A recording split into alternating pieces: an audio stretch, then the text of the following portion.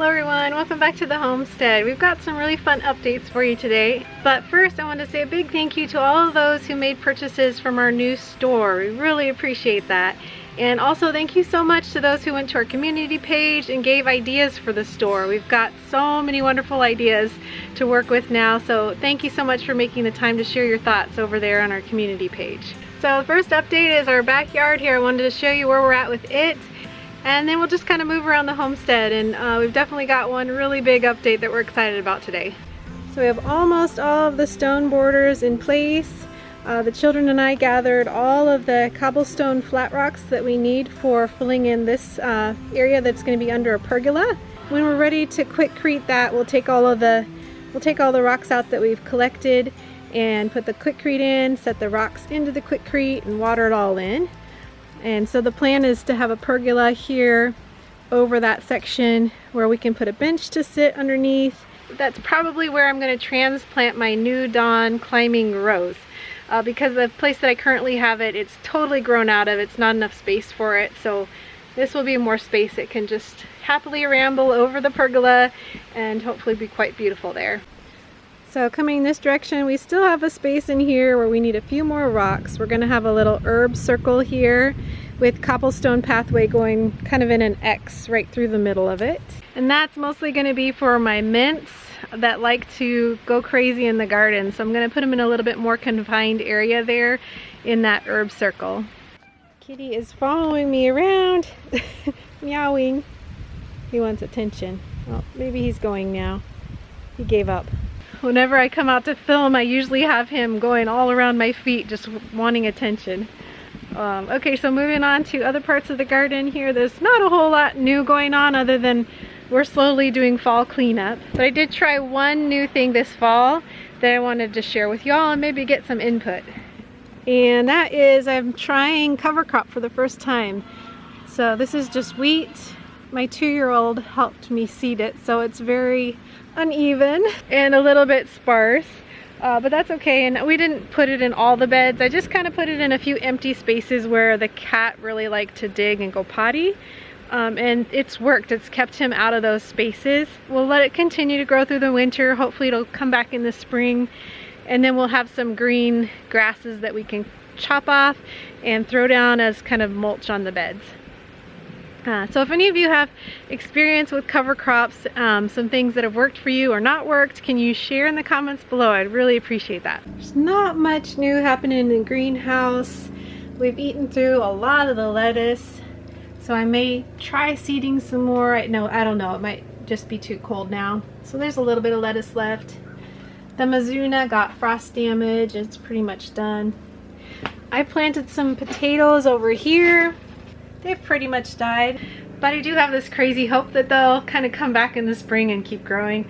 I don't know. I just had some old wrinkly potatoes that really wanted to sprout kind of late this fall, and I stuck them in there just for fun to see what would happen.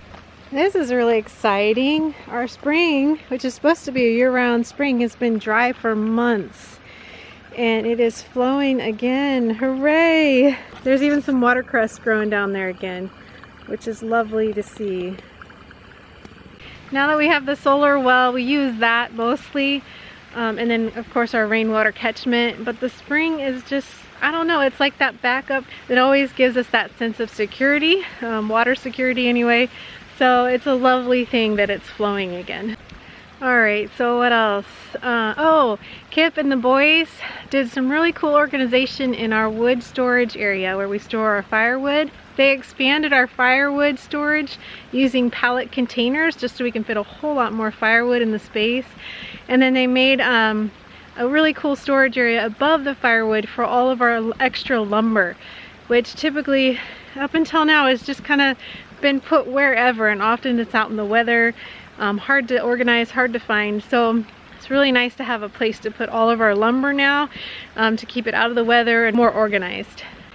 The greenhouse is also coming along nicely. Josh and Nate and I were able to dig 12 holes to fill with cement to be the footers for the greenhouse.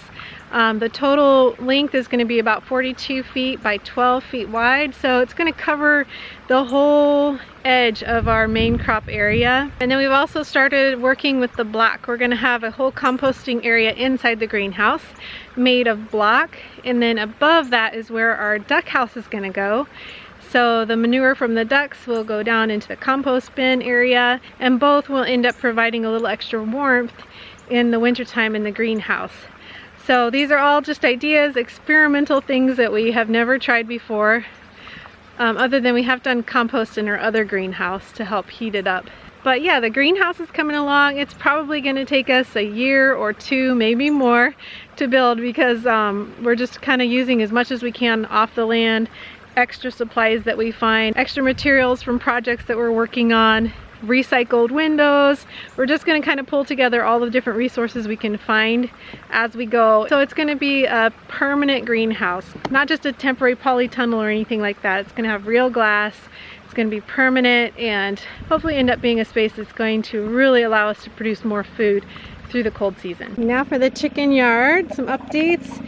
We planted some Jerusalem artichokes in here and put a cover over the top, so when they start to grow in the spring, the chickens won't be able to get them. Sorry for the generator in the background, guys. Then the plan is to take that salad box off of the Jerusalem artichokes once they start to get too tall, and then we'll use that salad box elsewhere in the yard and put some kind of a fence cover over the Jerusalem artichokes so that the chickens can't scratch them up until they're ready to be harvested in the fall.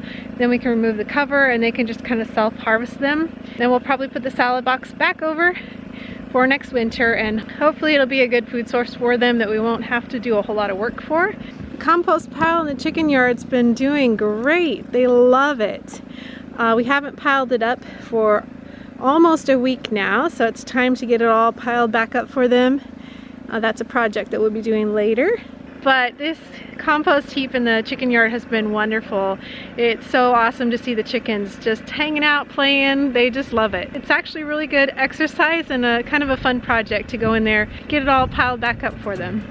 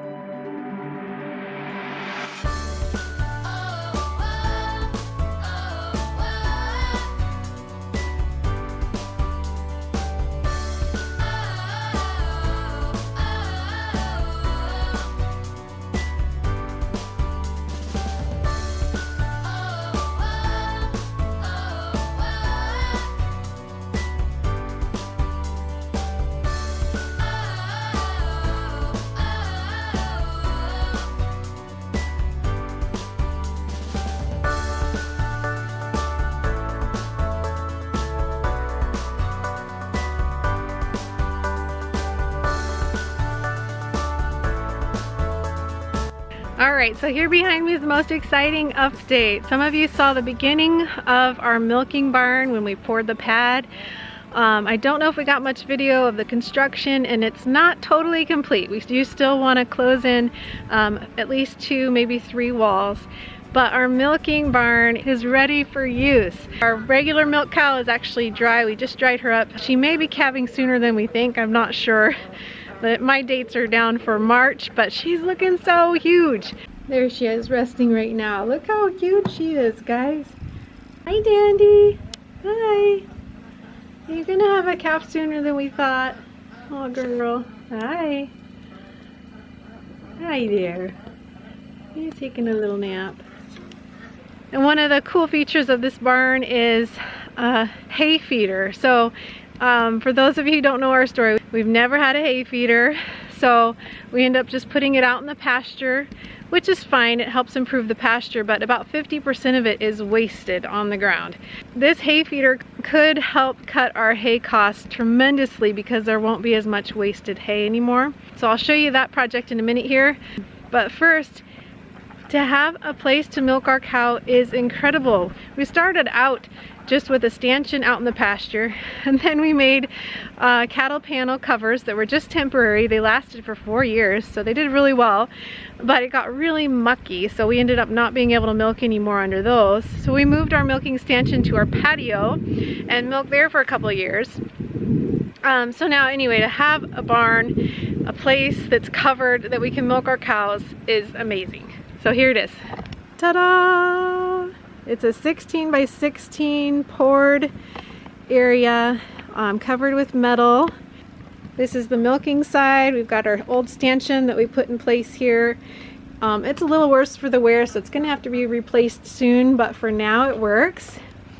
Back here we've got a corral panel so that we can bring in the cow that needs to be milked, put her in the stanchion, and then we made a whole little pen over here so that after she's milked and we want to put her back with her calf, it's a whole little section here connected to our calf paddock where our cows can nurse, and then we can put them back with the herd. So I think that will make milking time a lot easier logistically to have that little space here connected to the milking area that can be the nursing area. Then we won't have to be chasing calves as much. We'll put all of our calves into one paddock so they'll have each other, and then they'll have their mamas when they need their mamas. So then on the other side is the space here where the cows can come in and get shelter. And the boys worked really hard today on the hay feeder, so I'll cut in some of what they videoed today on that.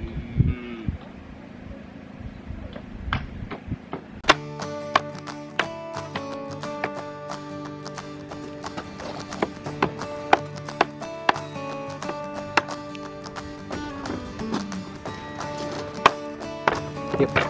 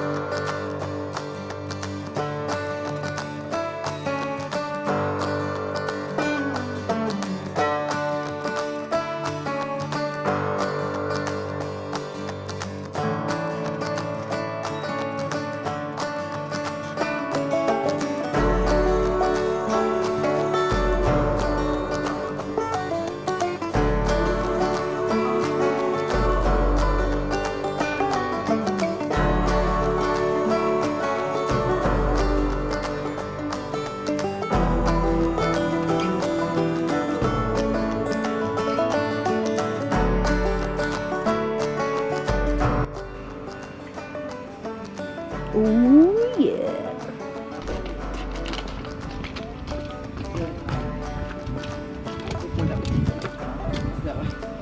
The gate's on the other side.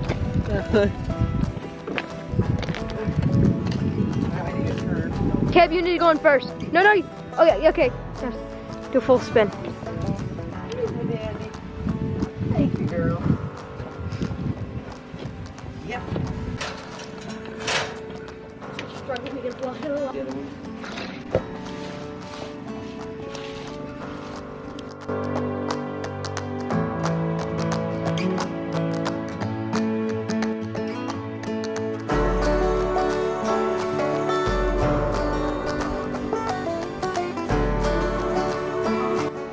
Don't you just love your new feeder, Dandy?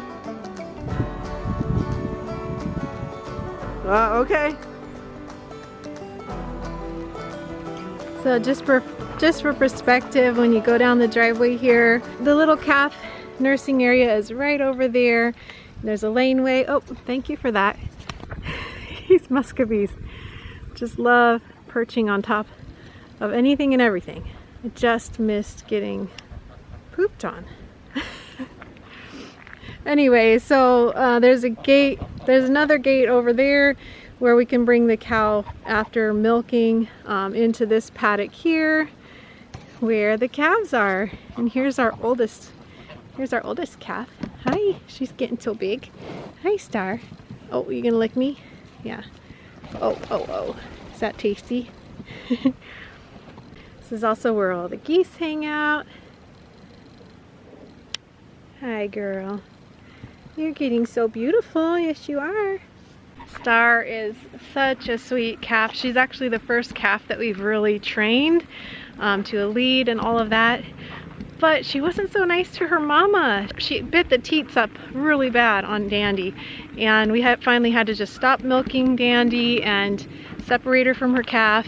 And that's why she's actually dry now. We decided that instead of getting the milk, it'd be better for her to heal up. And then when I noticed she was just getting so large and could be calving soon, it just made sense to dry her off at this time.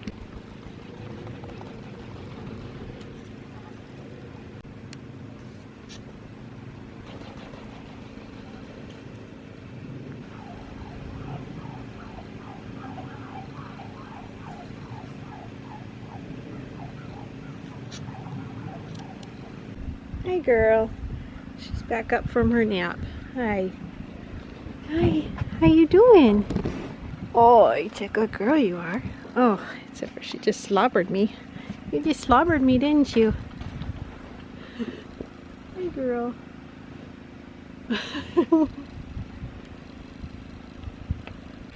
Alright guys, so those are the main updates for us. Other than we've been having quite a few dinners with our good friends that moved out here from California. They have still not been able to get their bus fixed. They're waiting to get it in to be fixed early December. So until then, they've just been driving back and forth a few days a week, having dinner with us, and it's been really great getting to see them again. Can't wait till they're right next door though. Then we'll be able to spend even more time with them. And maybe someday we'll actually get to introduce them to all of you. We'll see. So thank you for joining us on the homestead again.